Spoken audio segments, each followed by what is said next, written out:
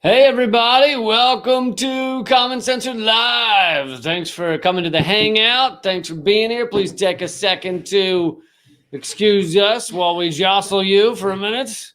I'm sorry. People are getting seasick.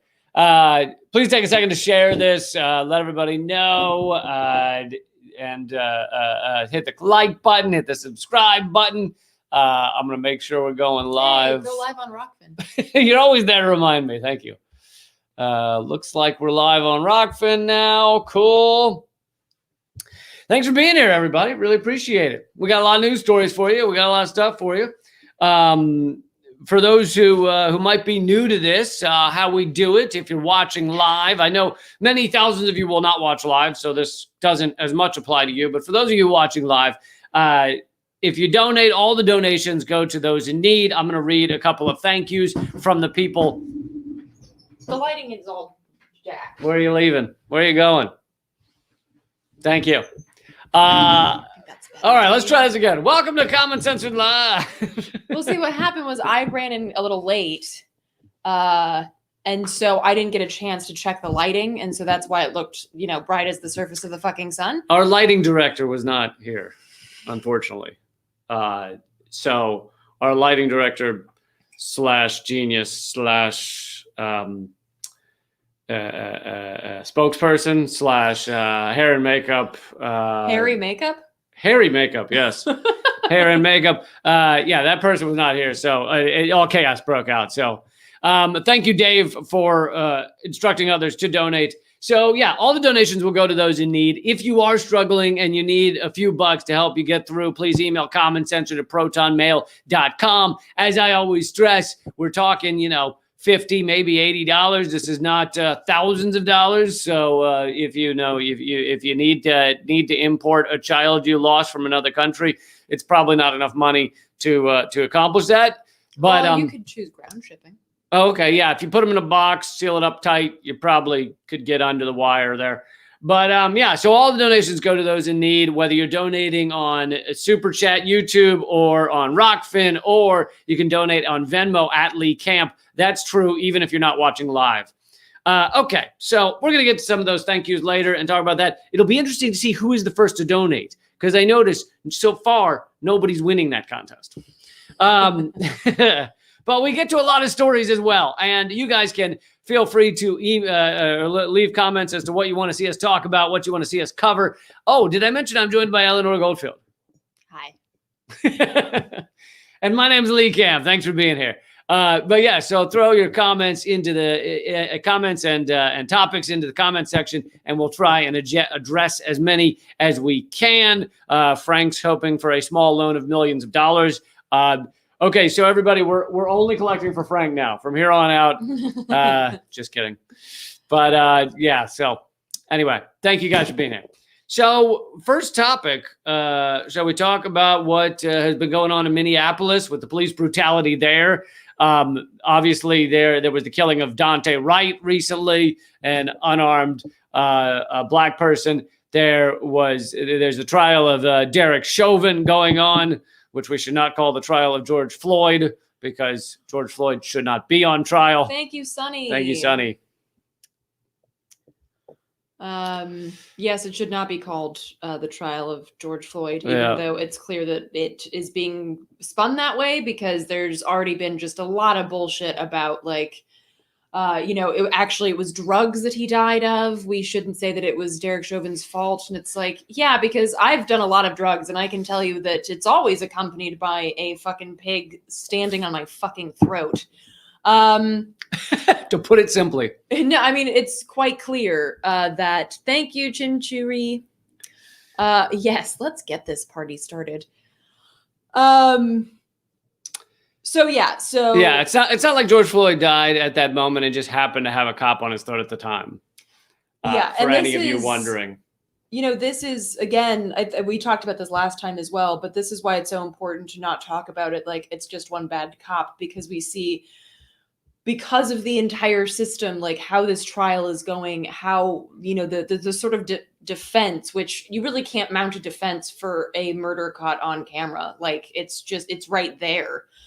And So we really see that the entire system, particularly when it comes to supporting and protecting cops, who are in their own turn the servants and protectors of the status quo and of the ruling class, that this is really not a one bad apple problem. This is a systemic problem, right? Yes, and so the latest. Hold on a second. Okay, go ahead. Okay, thank you. Yes. So, Stephen, to your point, that's another thing that happened recently in Colorado. Thanks, Diana. A 73-year-old woman with dementia was beaten down by cops, and then she was violently handcuffed. And thank you, Diana. Hi. And hi. Thank you. What? Thank you, G. Birch. So yeah, that's another thing that happened recently. There's been, like, to be perfectly honest, like, there's been so many violent and homicidal happenings that have just occurred in like the past week and a half that I'm like struggling to keep track of them, which again is just another, point to be proven with regards to the system, and that this is not one bad apple. This is the entire system being rotten to the core. And yeah, go ahead. One of the latest things that happened is the cops in Minneapolis are targeting press, which is nothing new, but they've actually been saying to press, we will be arresting the press, which I think until now there has been kind of a targeting of the press in many protests. However, they like to pretend as if it was accidental, or they didn't know they were press, or they didn't think they had an official badge or whatever. Tried to give some excuse as to why it's not legit, why it's okay for them to arrest people who are with the media, whether it be independent media or corporate clown media. And so this is a bit of a shift where they're just outwardly announcing we're arresting the press, which likely means that it's coming from on high, that it's not these lower officers deciding to do this, that it is, the top echelon saying, yeah, go ahead and arrest them if they're reporting on your activities, because we can't let the world know what we're doing. Right. And Chuck wants to say, sally forth with the Stephen Donziger issue. Yes, Stephen Donziger, many of you know, I had him on Moment of Clarity for an interview. This is a lawyer who prosecuted the largest successful ever prosecution against an oil company, billions of dollars owed to the indigenous by Chevron, owed to the indigenous in Ecuador, and Chevron has never paid a dime, and now they're trying to crush Donziger's life. So they've had him under house arrest by a corrupt judge in New York City for coming up on 2 years, I think. And that story needs to continue to be highlighted. A lot of people are talking about it. A lot, even in the legal system, are talking about what a horrific precedence it sets. By the way, someone else. Sorry, this is all going so. Oh, there's the hashtag. This is all going so fast. But someone earlier who donated was asking about the vaccine passports, which, yes, I think that is a pretty horrible slippery slope, because it will again be used to just facilitate the first world, quote unquote, or the wealthier countries to be able to move around the world, and those who are poorer, those who cannot get these pieces of paper as easily, those who can't get vaccines as easily. It really is a slippery slope, and a pretty horrifying one, to say you can't travel if you haven't gotten a certain chemical or whatever injected in you. That's a pretty horrifying slippery slope. Yeah. And with regards to the press, this is something that we've seen in other places in, at other protests. I remember last summer, and when the uprisings were happening. Thank you, Christine. That this was something that was happening around the U.S. as well, that they were targeting press. And, in this instance, they detained press, they forced them to show identification, and they even threatened to slash their tires when they were trying to, when they were going to leave. Not just threatened, they were telling cops, like one cop was telling another cop, slash their tires so they can't leave. Now, you would think if cops are trying to stop protesters. I'm not saying from doing anything specific, but just stop them from being there, trying to arrest them. They should want them to leave. But instead, they're trying to stop them from leaving so they can arrest peaceful protesters. Well, this was press, wasn't it? Or was it protesters? I think it was connected to the press, but yeah, I mean, these things get pretty confusing when it's and shaky night videos. But this is the thing too, right? Is that citizen journalism is so important because oftentimes, thank you, Zavi. Zavi. Yeah. I'm just gonna start chanting names whenever someone donates. Yeah. So if you want your name chanted, now's the time to get in on that. This deal doesn't last forever, all right?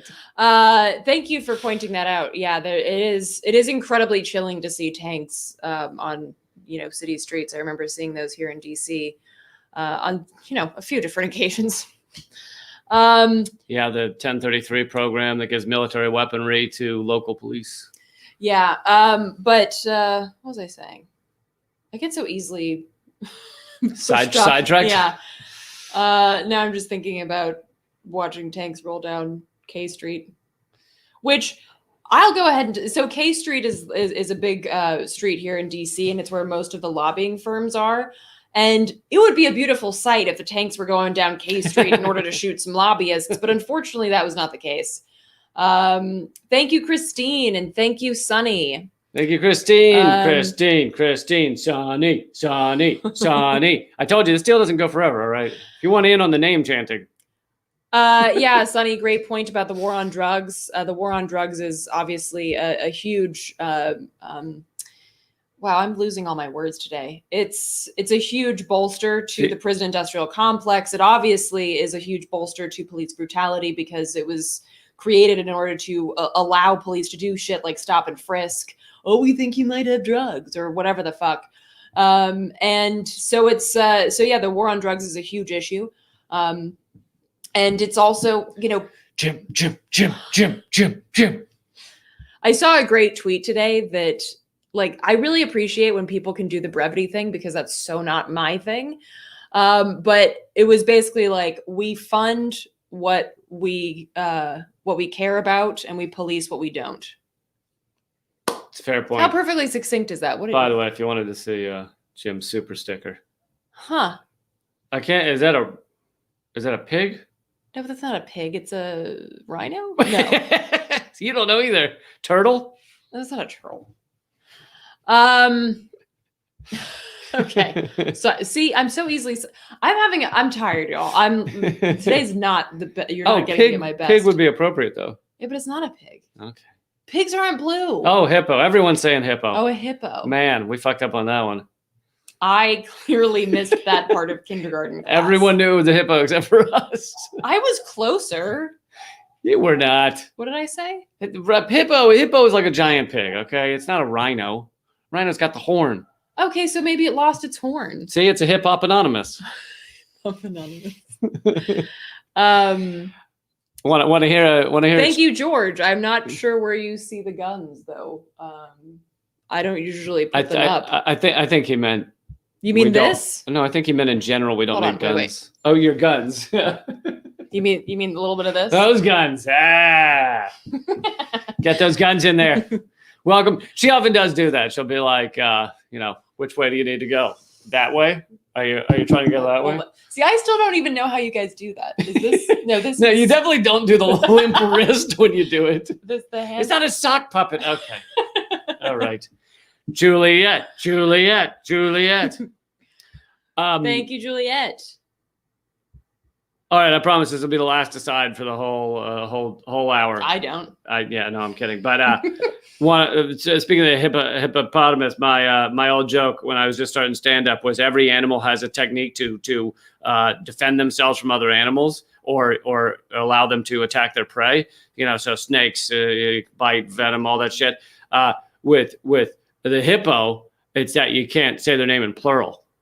So when they're coming at you, you're like, "Watch out, guys! It's a bunch of hippopotami, hippopotamus, and by that point they've eaten you." So that's how they do it. It's every animal is their thing. Hippopotamuses. What the fuck do you call them? Hippopotamusim. Thank you, Everything Revolution. Everything Revolution. That is Everything Revolution. Everything Revolution. I promise I would chant the name. Okay, but that's not no. That is a great song. For those who aren't familiar with the Germs, they were a pretty intense band back in the day. I don't have the lyrics memorized, and I feel like it would be one too many tangents to just look them up now and read them. But good song. I recommend it to folks. Oh man, you're gonna like Hugh's question. Hold on, I have to. I don't know what "show the dog" means. We actually have a cat, but thank you, Hugh. How long did I live in Sweden? Some time. It's yeah. It was in and out. I went back and forth For years. And do I like hair metal? Okay, so this is a long story. I'm going to try and give you the Cliff's Notes. We might have to narrow down the story. Short answer is yes. But I'll say this. I moved to Los Angeles when I was 18 to become a rock star. And one of the first places I went was the Sunset Strip. So let that answer your question. Also, many people would consider her a rock star. If you get a chance, everybody, after you're done with this, pull up Rooftop Revolutionaries on YouTube, and you can watch Eleanor's old band, which is incredible. The songs are still incredible. And also, she has her first solo album coming out soon. I do. Thank you. This is my PR person. I'm the PR person. I'm the agent. You're the lighting. I do agent. Thank you, Sunny. Sonny. So, Sunny, I do have a. Thank you, Anne. I do have a good quote that speaks to Thanks, Bev. to your point here, with regards to cops and the quote ACAB and things like that. Can I pull this down because I can't see you? That's what she said. Really? Is that like at a glory hole, or where is that? I'm not really. Well, you wouldn't be pulling it down, would you? You'd be looking over the top. One of those window things at the strip clubs where the thing. Yeah. Okay. So, Sunny, with regards to your point, this was shared by Police the Police, which is a great organization. I don't think all cops are bad because of the actions of a few. I know all cops are bad because all cops, as a condition of their employment, swear to enforce all laws, including laws which are unjust and initiate violence on peaceful people. It's the job that they are sworn to do. Pledging to suspend morality and logic in order to unquestioningly impose the will of psychopaths and sociopaths on your fellow man is morally unacceptable. So yes, all cops are bad, but not because of the actions of a few. There are good people, and there are cops who are otherwise good people, but there are no good cops. So. And I had a line recently on Redacted Tonight where I was like, look, folks, there are good cops that are pure and wonderful people. They just don't go by the name cop or police. They go by a different name, former police. Because you cannot stay in that system if you are a genuinely good person. Mm-hmm. You just can't. Or you get changed to a not so good person. Those are the options. Thank you, American of Color. That's awesome that you quoted my song. Thank you all for sharing little notes about the band that really now they're asking. We've really gone off on the music track. Now they're asking about the guitar behind us. Oh my God, that's my baby. That's a Taylor 800 series Dreadnought. She's beautiful and she's wonderful. And I'm an atheist, but if there were a heaven, the soundtrack would be played through that guitar. I'm just saying. Also, Carne Verde for the trivia win says whales are directly related to hippos. Basically, hippos who decided fuck this dry land lifestyle, which is true because whales still have. Stop it! You get to that in a second. Whales, many of them, still have vestigial back leg bones inside them. So when they dissect a whale or whatever, they can find the bones that used to be the hippo legs. An operating table. That used to be big operating table. It's actually a Mesa Plateau. They have bones in there that used to be the hippo legs. Okay. Also, now go to dolphins. Dolphins are water wolves. Dolphins are water wolves. It's true, folks. Dolphins are water wolves. Basically, so fish came out on the land, and they created all these land creatures. Those then got back. Some of them got back into the water. So basically, wolves, this type of wolf, got back into the water, became dolphins, which is why dolphins are so smart and they're mammals. Dolphins are water wolves. I feel like that moment in Ace Ventura. Dolphins are water wolves. Water wolves are dolphins. Can we just call them dolphins? Dolphins is much better, honestly. I mean, does anyone disagree that dolphins is better? Oh, man. The best part of this is that I feel like I'm far more loopy drinking peppermint tea than I am drinking like an actual cocktail. Oh, God. Have we derailed? No, I think we have railed.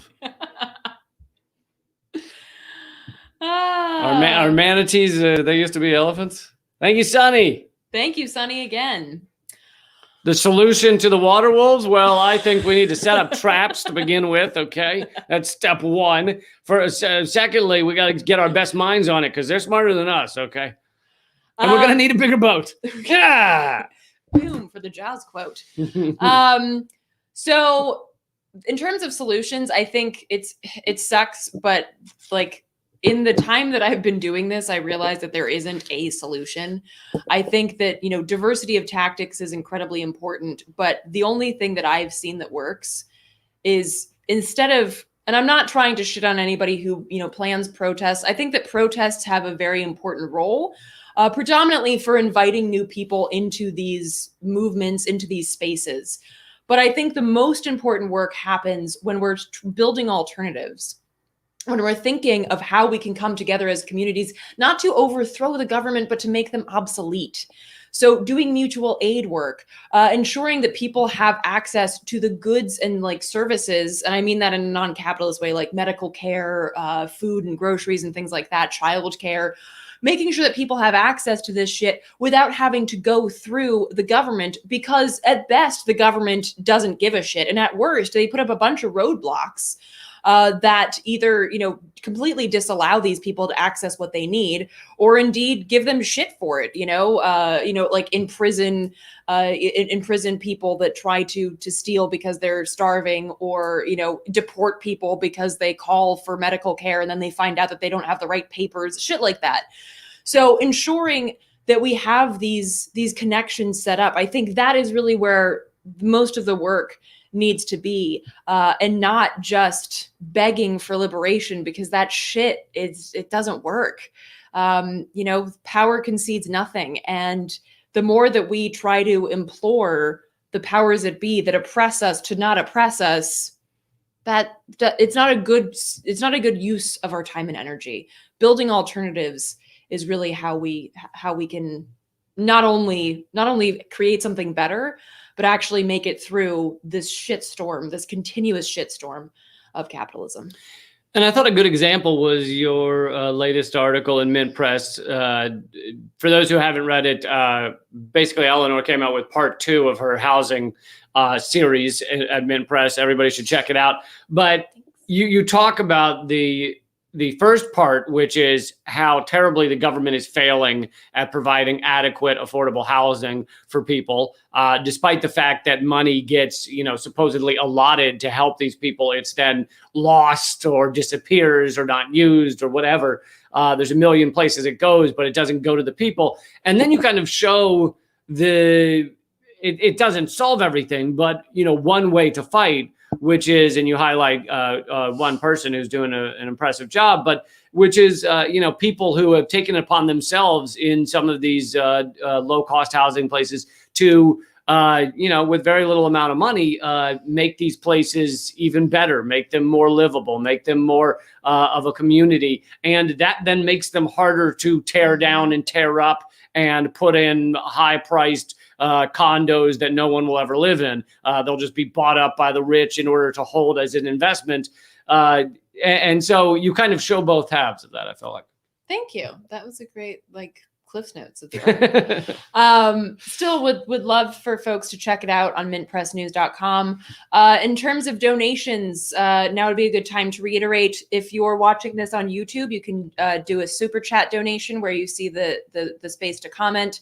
There's a little $sign. You can throw a donation in there. If you're watching on Rockfin, you can donate there. And you can also donate via Venmo at Lee Camp.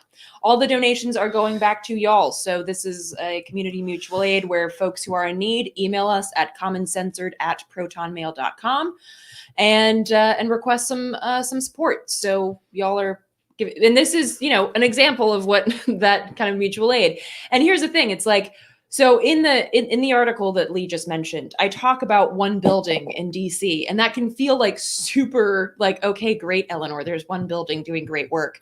But this shit echoes outwards. And so I saw somebody, talking about like, doing something about big polluters. Yeah, absolutely. I'm not saying that like, hey, if everybody just grows some fucking tomatoes, we're going to save the planet. Absolutely not. Like, of course, we need to look at things on broader scales, but I'm talking about like what our core is, like our home network has to be these grassroots spaces where we're organizing on a hyper local level, and then these networks spread out, right? Like I'm networking with people right now in, that are fighting Line 3 and that are fighting the logging fight in Northern California, but I'm still making sure that this little building in DC has my support and that I'm in community with these folks. So it doesn't mean that I'm just like, global, look like climate change. No, but it means that we're networking, right? And that they basically become like mycelium. I'm totally nerding out because I love fungi. These mycelium networks that spread for like hundreds of thousands of kilometers under the earth that share nutrients, that send messages across the forest floor. Like that's what we need to be like. And thank you, Sunny. Again, thank you.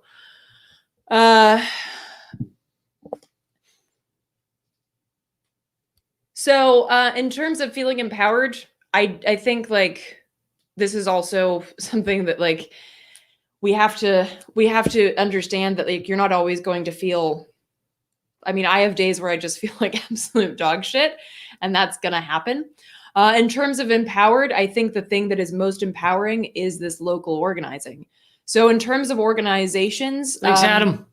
I'd say look at what's in your area. I think that working with national organizations can be good for some kind of campaign that's, that you're trying to get, more eyeballs or what have you. But when it comes to actually like pushing things, I think, like long-term powerful organizing that builds alternatives, that's local. So wherever you are, mutual aid organizations that do, even like community gardening. Like there's a community garden here in DC where like I meet some of the most radical people just because those are the people that are like, hey, food sovereignty, that's important. Let's grow our own food. Mm-hmm. So just reaching out to these different organizations that are in your area. And I don't know what those are, but I would say like, instead of being like, hey, go find a Sierra Club, like don't do that. Food, not bombs, someone said. Great point, Frank, Food Not Bombs. But these sort of local chapters of mutual aid, this is where we should be putting our attention.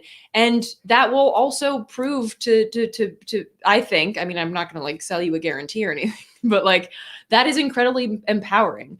And to quote one of my dear friends, Kilu Nyasha, fighting for liberation liberates oneself. And I think that is in line with that feeling of empowerment, realizing that together we can do fucking amazing things and we can topple empires. So a slight change of subject, but Adam asked whether the two of us have read Confessions of an Economic Hitman. Yes. Incredibly great book. It was one of helped me.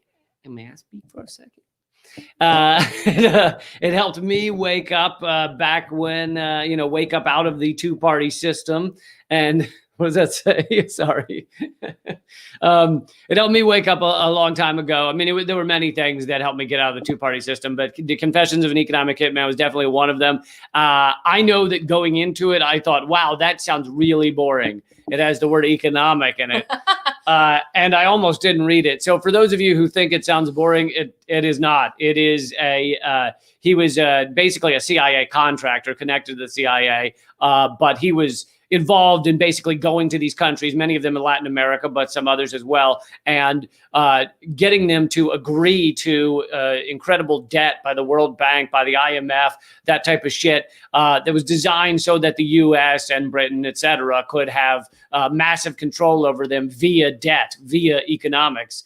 And that's how we've managed to control or press down, oppress many countries. Much of it is not done with a coup, with guys with guns. Much of it is done with economic debt. And honestly, you should read that book. He also has an updated version, which I've read as well. It's John Perkins. I had John Perkins on my show, but it's been years. But there's an updated version of that book. So everyone should check it out. Yeah, absolutely. It was one of the pivotal books that I remember reading when I started to realize that all of this shit's connected. Like, I had been doing environmental organizing, and then before the second Iraq War, I did some anti-war organizing. And then, so there were certain books, one of them being Confessions of an Economic Hitman, that really hit me. And I was like, oh shit, it's all because of this huge capitalist network. And there's one story in there that was really pivotal for me, particularly because I had just come off a lot of organizing against the second Iraq War. This was like back in the 70s or something. He was sitting at a table with some people, and they basically said, look, the next target of the US after, Vietnam is going to be the Middle East. And he was like, what? No. And they're like, yeah, oil. Trust me, mark my words. And reading that was so fucking chilling. So yeah, I definitely recommend reading that book. It's powerful and eye-opening. Absolutely. So I thought I'd take, we're about halfway through, folks. We'd love some more donations for those in need. If you even just have a couple of dollars, you can donate on Rockfin. You can also, if you're not watching this live, which I know many thousands of people will not watch it live, you can donate on Venmo at Lee Camp. If you don't have Venmo, it's easy to get the Venmo app. At Lee Camp is my Venmo. And those donations will also go to those in need. So I thought I only have two thank yous to read to you. Because most of the thank yous, not a big surprise, are just like, thank you. So I'm not going to go down that list. I expect, like I said last time, iambic pentameter, poetry, if you're going to send a thank you. But what about a jingle? Or a jingle? We'll accept jingles. So this is from Michael, and who was one of the recipients of the money that you guys are so graciously donating. Michael said, whoa, $50. Thank you. Free and Equal Elections Foundation. Thank you. Thanks so much. Michael said, thank you so much for sharing the wealth of information and the AFC, which stands for actual fucking cash, he says. I learned a new acronym today. Y'all keep spreading those seeds and shite around. Yes, we got the good shite right here. Planting gardens are a sure sign of hope in the future. Holy shit. Wow. Wow, $100. Thank you. Is that observation? Observating. Observating? Yeah, that's the southern way of saying I'm observing. I'm from the South. I know that. Observating. Observating? Okay. Wow. Well, thank you so much for that.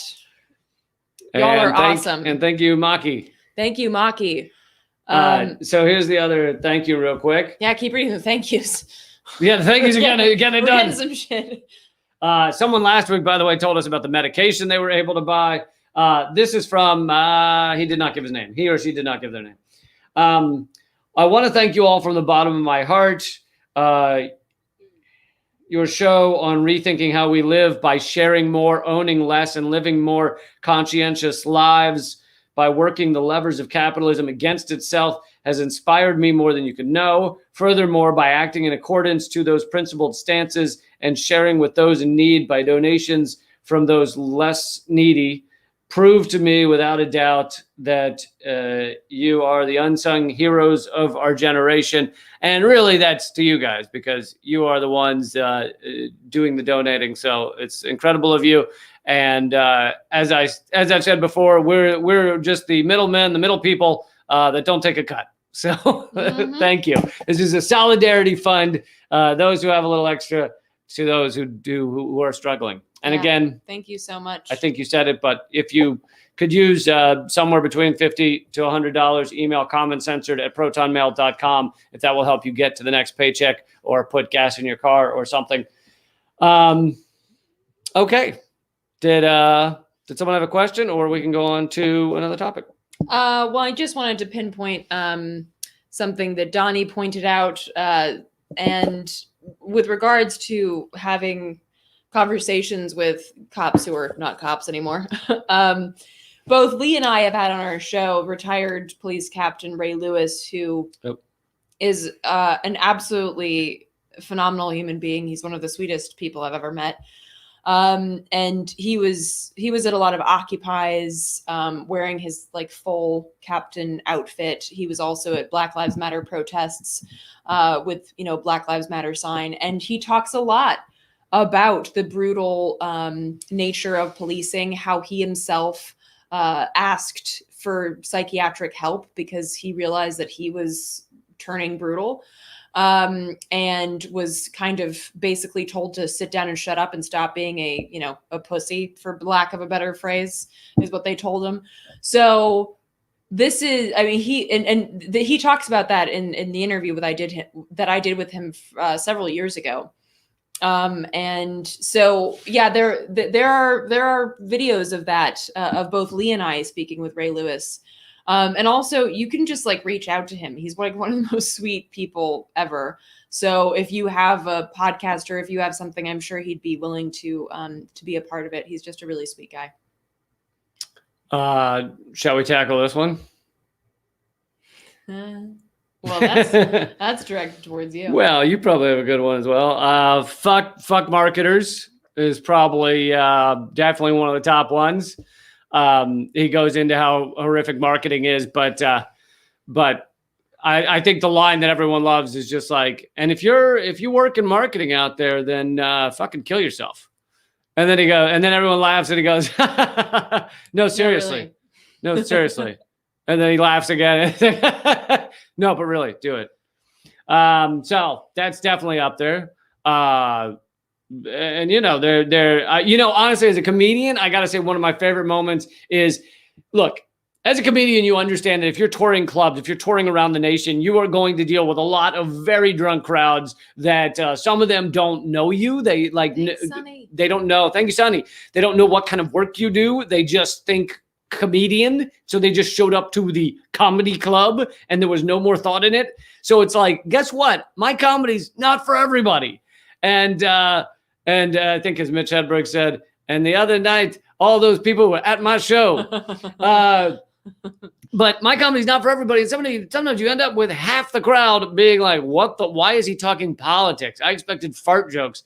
So anyway, I understand where Bill Hicks was coming from, that he toured a lot of the South, and the more political he became, the more he had to deal with this. So he has a moment on one of his albums where he goes, don't worry, everybody. We're gonna float home on some nice big old dick jokes. They're coming, all right? Soon we're getting to the dick jokes. We are gonna float to the end of this show in a nice giant purple veined parachute of dick jokes or something like that. I'm getting it wrong, but that's the idea. And as a comedian, I gotta say that was one of my favorite moments. So, and something Bill Hicks did that a lot of people don't know is, like, he couldn't stomach shitty crowds, especially later in his career, even though he only lived to 32. But and so comedians will tell you stories about how when he would realize the crowd is not, they don't want to think about any tough subjects. They're just dumb, but choosing to be dumb. They're choosing to dislike the fact that he's talking about anything higher than just like, isn't it funny that women do this? And so he would get annoyed, and rather than try and win them back, he would just fucking drive sometimes at them, into them, drive into the topics they hated. I mean, I did it a couple of times, but apparently he was in inner circles, the comedians that really knew him, he had a lot of moments where he would do half an hour to dead silence in the room because he hated them and they hated him. And he was like, I don't give a shit if you don't care about politics. You're fucking getting this shit. So you're sitting here, you're a captive audience, and I'm going to say what I have to say. Yeah. So. Yeah, no, I can't believe it was 32. God, that's so fucking bananas. So bananas. So guys, feel free to let us know other topics you'd like to talk about. By the way, if we get, we're wrapping up here soon, but if we get, let's go for $100. If we get $100 for those in need in the next 10 minutes, then we'll stay an extra 10 minutes. So let's see if we get there. And I wanted to let everybody know that the Movement for a People's Party, which I think has rebranded the People's Party, many of you have seen Nick Brana, who I had on my show multiple times. They have announced that they're looking for candidates. You can nominate yourself. You can find out all the information on their website or on their Twitter. Just look up Movement for a People Party, MPP Twitter, and you'll find it. And yeah, they're looking for candidates that are basically, all of those very progressive things that the Democrats, thank you, Drupalcats, all those very progressive things that the Democrats pretend to stand for, they don't really stand for, they stand for. So if you feel like you're one of those people, then definitely look them up because they're looking for candidates. Thank you, Crafty Geek, too. Wow. Drew, I'm sorry if I'm saying this wrong. Dream Cats. Not sure where to start. Well, I'd say, even in rural places, there are folks that, live around you, unless you're like truly out in the bush. But I'd say, organize with them, like just, go around and talk to folks, like see what their needs are. What are they doing? Like, who are they hanging out with, or what are their, like, what are they concerned about? Like, and it can just be under the guise of like, hey, we're new to the neighborhood. We'd like to see what's going on. Just simple stuff like that. It's like, just the human act. And I'm saying this as a total introvert who like also is a Swede that like doesn't like saying hi to people. If you ever go to Sweden, don't think that people are rude. We just don't say hi to one another. It's just a fucking so even as an introvert, like I did the whole door knocking thing when I was younger and like, handing out like, hey, can I talk to you about solar panel or whatever the fuck. And I've gotten over a lot of like the fear that I had, no, not fear, but discomfort in talking to people. And so a lot of it is just being like, hey, what's up? I'm new. Like, let's hang out, or let's talk about, like, tell me about the neighborhood. So Crafty Geek is asking whether we could split the donation sometimes between the investigative journalists that Eleanor and I most rely on. So are you hiding? I just got shy. Just very shy. Are you done? Do a bunny rabbit. Do it. Okay, I'm done. So yes, I mean, we could do that. We have done, so before we started doing the kind of those in need, raising money for those in need, all of the donations were going to a specific cause, which was usually an organization each week. So it was like Food Not Bombs and things like that. All great organizations. But we decided to try this because it was on a more individual basis. We could see the impacts. You guys out there who watch and are struggling could be benefited. And so we've been enjoying that a lot. In the times that we did do a journalistic outfit in the past or independent outlet, we actually got less donations, fewer donations, because I think that people are less likely to donate to an organization on a live stream like this than they are to kind of individuals, those in need. So that's part of the reason that we're not doing as much to these organizations that are great organizations. Mint Press, Gray Zone, they're all wonderful organizations. Yeah, and we're working on a project that we'll share with you all soon. That really highlights the work of these journalists. So we feel that, you can't do everything every way. We feel that this is a really good space to raise funds for the folks who interact with us and who are a part of this community. But we also are focusing on the work of highlighting and uplifting the voices of independent journalists as well. So more on that later. I love how he gave the title of your book and then Lee needs EU citizenship. I'm not sure what the connection is. Well, thank you for putting the name of my book up there. And yeah, I mean, having multiple citizenship is pretty nice. It's convenient. Did we see this one? Oh my God, no. Holy shit. What did where was it? $100.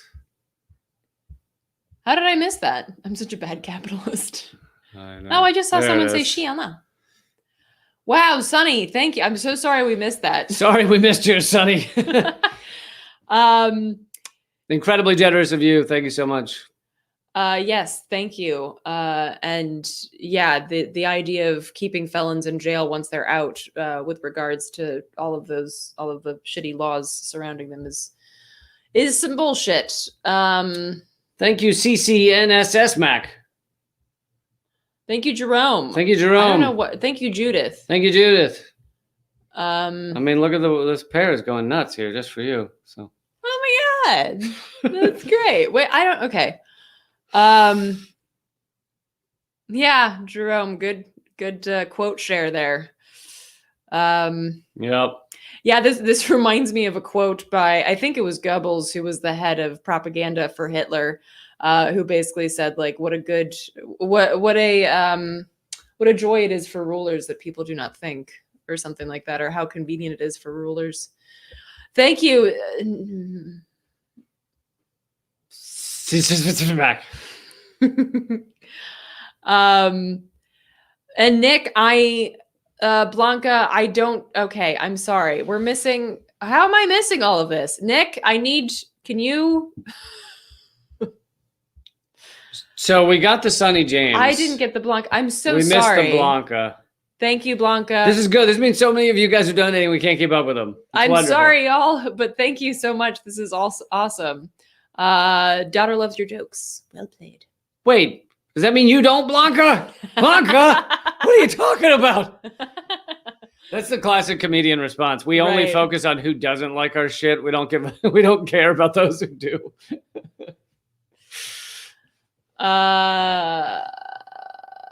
Okay, is that all? Have I missed don't know. something else? Now I'm afraid that there's like $1,000 donation, like just fucking festering somewhere that I've lost. There's multiple people saying we missed donations. I think I think we got them all now. Okay. Moving to a small town, we saw that. Yeah, I think we're up to date. Okay. So we made it to 100. We made it to the 100. Okay. We made it to the 100 with just one person. If for no other reason, we kind of owe it to you guys because we missed several. Nick says we got them all. We got to put. Okay, I think we got to put Nick on staff or something. Official pair. Oh wow! Free and equal elections just gave $100 as well. Thank you so much. Thank you, free and equal. Thank you.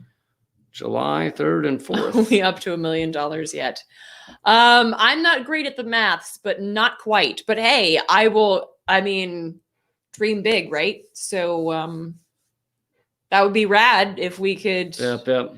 We could get close to that, even if it's like 1,000. This has been the episode for asking musical and comedic influences or questions.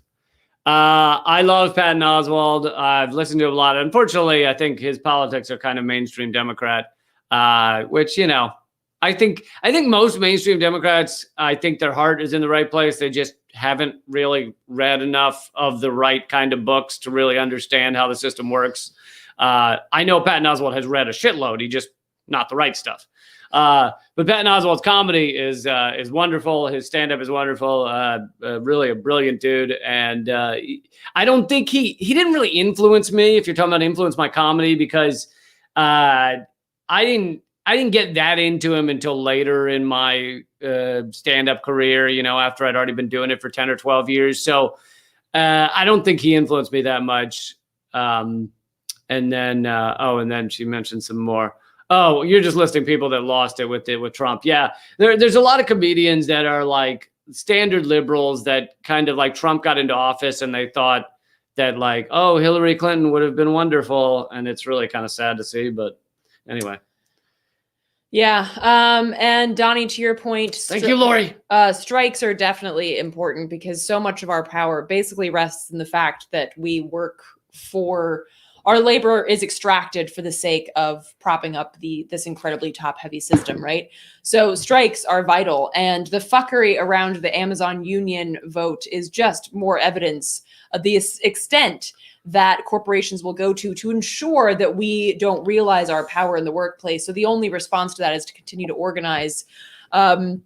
with regards to the big question of how we create fundamental change, I'd say, like, what I said earlier, there is no one answer to that. Otherwise, we would have figured it out a long time ago. And I think that diversity of tactics is really important. And I think building alternatives, not just being back on our heels and fighting against things constantly, but spending a lot of time thinking about what we want in order to thrive and then working on building it.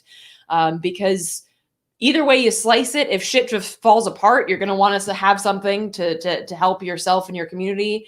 If it continues to crumble slowly and we continue to just keep trying to fight it, either way, you're going to need some place to build something better. And also, in my experience, the burnout is a lot more extreme when you're just fighting. When you're building, there's a lot more space for creativity, for that joy and community building. When you are fighting, it sucks a lot of your soul a lot faster. And I'm not saying don't fight. Like, look, I've been on the front lines, with pipelines. And I'm saying, like, keep fighting, to quote someone I know, but also spend a lot of time building. Thank you, Chizzy. Chrissy. Thank you so much. Thank you. Thank you so much. We love hanging out with you. Well, hey, we appreciate anything that y'all can give, and we appreciate the folks who can't offer up any money but just are here hanging out with us and sharing this. Yes, we do. To answer some of those comedy questions, I saw you guys debating. Someone just about nailed it. That they asked whether I met Bill Hicks, and I was 14 when Bill Hicks died. So no, I did not meet Bill Hicks. I started comedy when I was 17, almost 18. So I wasn't even doing stand-up when Bill Hicks died. But the closest I got was Sonny again. Had his brother, Steve Hicks, on my podcast years ago to talk about Bill's life. And Steve Hicks, in a separate interview that I only found out about because of like a Google alert or something, Steve Hicks was asked whether there are other comedians with Bill's passion and message. And he listed 3 that he could name, and he said my name amongst them. And so that is definitely one of the highlights of my career was Steve Hicks thinks that at least I'm carrying some of the passion of Bill Hicks. So that's pretty cool. Amen. That's fucking awesome. Thank you, Sonny, again. Yes, thank you, Sonny. Super awesome. Thank you all for all the donations. We have a little bit of time left. So just a real quick tangent before I forget. There's a screening of my film happening this Saturday, the 24th. And it's basically like a coming together of a lot of different environmental organizers. So especially for the folks who were saying, like, I don't know where to start. I don't know. Thank you, Nick. Oh, a para-character. Hold on. I got to find the screening info, and then I want to read your para-character. Don't read my para-character. Get away from my para-character. Get away from my para-character. Shit, where is it? Okay. God damn it. Of course. All right. She's just scrolling through Instagram photos. No, I'm trying to find the flyer for my screening. This is how organized I am. But if you email coleregions@gmail.com, then they'll send you the screening information. It's for this Saturday, the 24th. And again, it's going to be bringing together environmental organizers from across the country to not just, watch the film, but also to talk about solutions and to talk about organizing. Okay, Nick, this is like dessert. Okay. What? No, after you do that, don't move the thing because I'm going to highlight something. Okay. Para-character strolls in 39 minutes late to see multiple $100 donations again. Gets inspired and goes to start planning how to start giving away food again to people who happen to be homeless. Fuck yes, para-character. That's awesome. I believe, not to jump the queue here or anything, but I believe you did mention something about cooking for me. I'm just saying, I'm not like, I'll wait in line. It's totally fine. I'm just chill. It's fine. But I'm just saying, Oh, Nick's thumbnail is now food. Remembering that was mentioned, because if somebody mentions food to me, you best believe I won't fucking forget it. So just para-character, just know that. Thank you. Okay, so Derek asked something interesting about immigration. Whoa. Don't understand the immigration, but the left position is the same as the libertarian. Surplus of labor decreases wages. Shouldn't the socialist position be for strict immigration policy? Well, here's the thing, Derek, is that you may believe that surplus labor decreases wages, but in fact, we live in a time where people should not have to work as hard as they do to make ends meet. So everybody could be working far less, and there could be jobs for everybody, and the wages could be much higher. And we live in that world now, because it used to be that most of the labor being done in society was to survive. It was to harvest the food and go hunting and all of those things, building houses. It was like 80% of effort of the labor market was for growing and producing and cooking food and making food and everything. Now it's down to 1%. So why are we all fucking working so hard if the survival needs are basically met with just 1% of the labor market? And the reason is because capitalism needs everybody to struggle under a certain percentile, while the tiny number of people become egregiously wealthy. I mean, Jeff Bezos's wealth alone could afford to give everybody probably $15 an hour. So it's that idea of surplus labor decreases wages is back from a time that we don't live in anymore. It is an analysis of economics that we have moved past, but right-wingers like to pretend it's still true, because that's the only way you can do things like yell at immigrants and stuff. Well, and it also speaks to a paradigm of scarcity, right? Capitalism demands a paradigm of scarcity. Yep. When in reality, there actually isn't a scarcity of resources, right? As Peter Joseph says in his book, it's like saying that there aren't enough inches to build a house. It doesn't even fucking make sense. There's plenty of food for people. There's plenty of housing. I mean, there's empty houses that would house the homeless in this nation many times over. So this is operating from a place of scarcity, which is a propaganda piece that's used to make people hate immigrants. And this is a very strong American pastime, whether it be Italians, Irish, Jews, all of the waves of immigrations, except for, the first colonizers, if you want to call them immigrants. I don't think they had the right papers, by the way. So all of these waves of immigrants that have come to this country have been under the same paradigm of, oh, there's not enough for you. Get the fuck out of here. This is our country. And now you see the descendants of Irish and Jewish and Italian and whatever immigrants being like, go away, there's not enough for you. And it's like, but you fucking don't. What you don't see is it's the same fucking propaganda that's being repurposed, repackaged. And on top, I mean, there are so many layers to this. Thank you, DS Alcoda. But on top of that, there wouldn't be mass migration from these places if the US would just leave them the fuck alone. Yep, that too. So the mass unrest that we see, we created, whether that be our backyard because of the Monroe Doctrine, or whether that be immigration coming from the Middle East and places in Africa. That's the U.S. foreign policy's fault. So there are several ways to address this, none of which have to do with closing the borders and saying fuck y'all.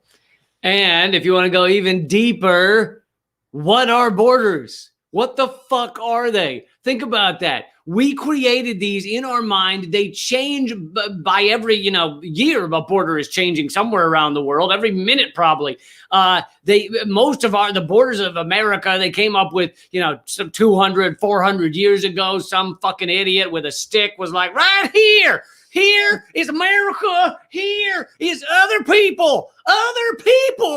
And like that is the beginning. And now we look at that line and we go, yes, this line is holy. If anyone's born on this side of the line, then they're the bad guys. If anybody's on this side of the line, then they're good guys. It's fucking sociopathic, and like nowhere on your mainstream media will this ever be mentioned that borders are a figment of your imagination, and they largely don't even serve a purpose other than fear and hate and aggression nowadays. Like at a time maybe there was some use, but it's like Nowadays, we live in a fucking global society. The idea that because someone was born over there, they should go fuck themselves, it doesn't make any goddamn sense. But you can't even have that discussion on your mainstream outlets or your mainstream politicians. They would laugh you out of the room.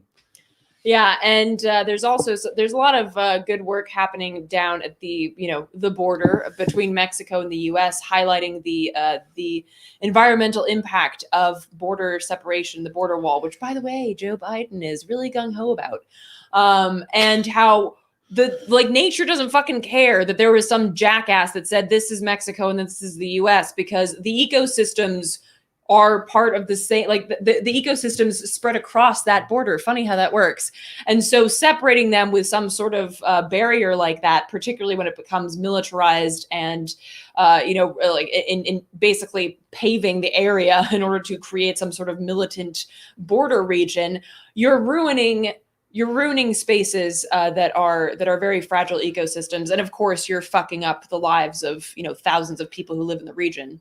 And I don't know if Curious One is quoting my stand-up or maybe something else, but I have a stand-up bit where I'm like, isn't it deer? Well, yeah, I say deer. I say deer coming back and forth across that line all day because most borders don't have a fence, right? Most borders are literally just a line. It's like a little piece of fucking string across. I mean, most borders don't have some militarized goddamn fence. And so it's like deer are going back and forth all day long. That means there's illegal deer in this country. Like, how is it? And the rest of the bit is like, how is it that we get to a point that like turtles have more rights than us?